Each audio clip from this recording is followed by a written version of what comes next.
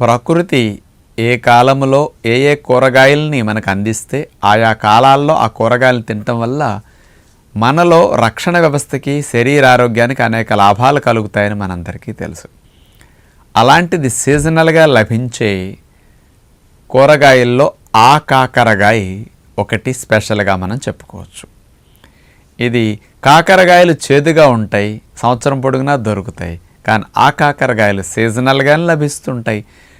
సహజంగా ఇవి అసలు పల్లెటూళ్ళల్లో పొదలకి కాస్త ముళ్ళ తీగల మీద చెట్లకి అట్లా మొలిసి ఊరికే ఫ్రీగా కాస్తుంటే అట్లా కోసుకుని వండేసుకుంటూ ఉంటారు.